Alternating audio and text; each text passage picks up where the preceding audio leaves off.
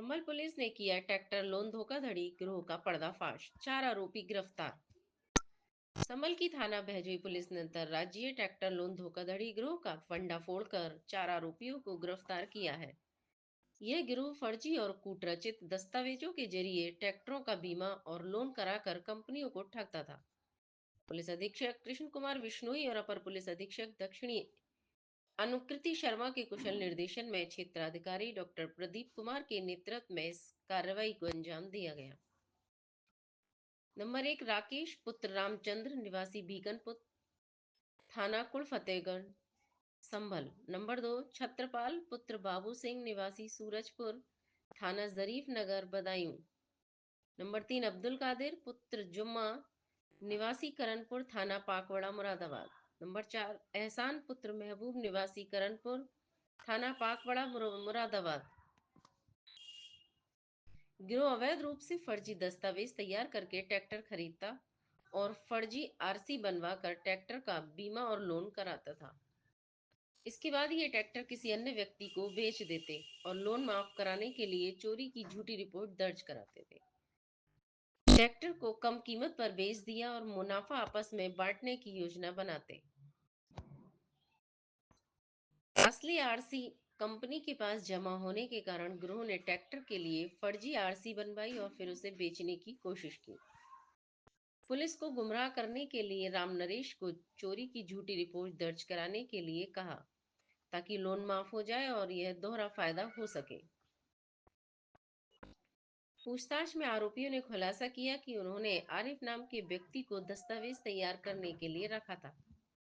Tractor खरीदने बेचने के सभी कागजात यहीं से बनवाए जाते थे। गिरोह ने मुकेश, विक्की, अयोध्या प्रसाद और प्रांजल के कागजात भी इसी तरह फर्जी तरीके से तैयार कराए।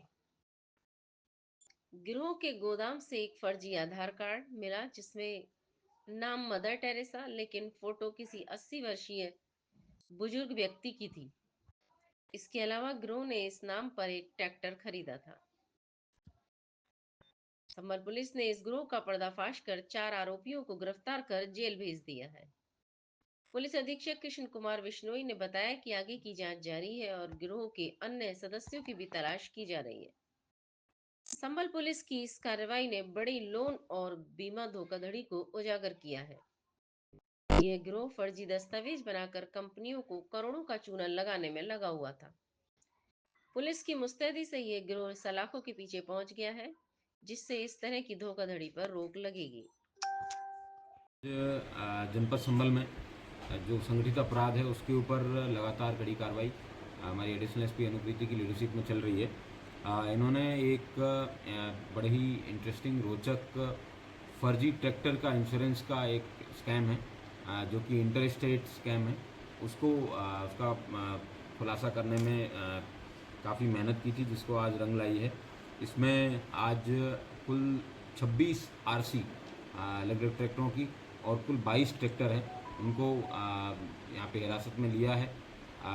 सबसे महत्वपूर्ण बात यह है कि इन लोगों के द्वारा ट्रैक्टरों का फाइनेंस करवा के उनको बिना लोन जमा कराए उनको बेच देना, बिना आरटीओ के ट्रांसफ़र के उनको बेच देना, ट्रैक्टरों के फर्जी और कूटरचित इन लोगों के द्वारा दस्तावेज बना के लोन कंपनियों को धोखा देने के उद्देश्य से ट्रैक्टरों के फर्जी दस्तावेज इनके द्वारा बना के एक अंतर्राज्यीय गैंग चलाया जा रहा था, जिसमें बीमा कंपनियों को भारी मात्रा में इनके द्वारा नुकसान पहुंचाया जा रहा था।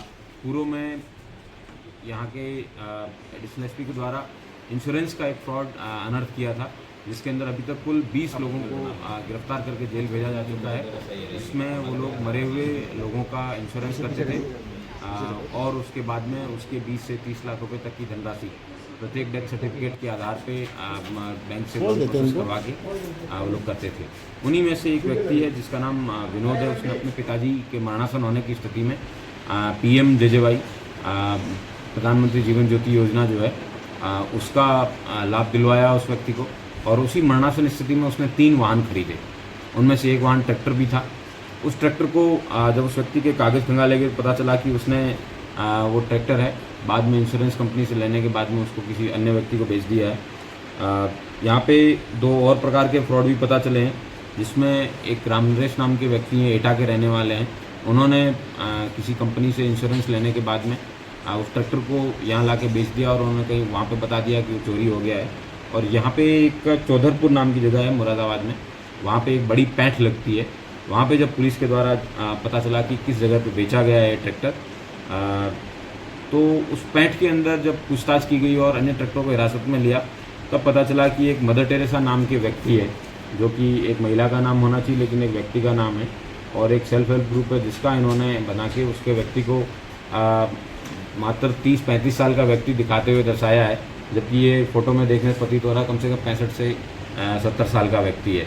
तो ये आसाम का इस तरीके के व्यक्ति के नाम की भी आरसी वहाँ पे प्रकाश में आई, तो पता चला कि आसाम की एक इंश्योरेंस इस तरह की कंपनी है, उसने वहाँ के किसी किसान को दिया था और वहाँ से फिर ये यहाँ की पैंठ के अंदर बेचने के लिए लाया गया था। तो भारत के विभिन्न राज्यों में इस तरीके से ट्रैक्टर के नाम पे चलने वाले फ्रॉड में संभल पुलिस को एक अच्छी सफलता हाथ लगी है। इसमें छत्तीसगढ़ राज्य की भी कई आरसी यहाँ पे मिली है, उड़ीसा की 4 मिली है, बिहार की 4, असम की 5, पश्चिम बंगाल के 5 और छत्तीसगढ़ के 8 आरसियाँ कुल पुलिस को मिली है। इन सबका जब QR कोड स्कैन किया गया है तो वो QR कोड में सिर्फ कोई फेलियर का या फिर कोई टेक्स्ट आता है, किसी वेबसाइट या किसी लिंक पे नहीं ले जा रहा है। तो ये जितनी भी आरसी है ये अभी वर्तमान में सीज की गई है, इन सब की भी जांच की जाएगी। अभी तक कुल 2 अभियोग पुलिस के द्वारा इसमें पंजीकृत किए गए हैं, कुल 3 लोन डिफ़ॉल्ट में से।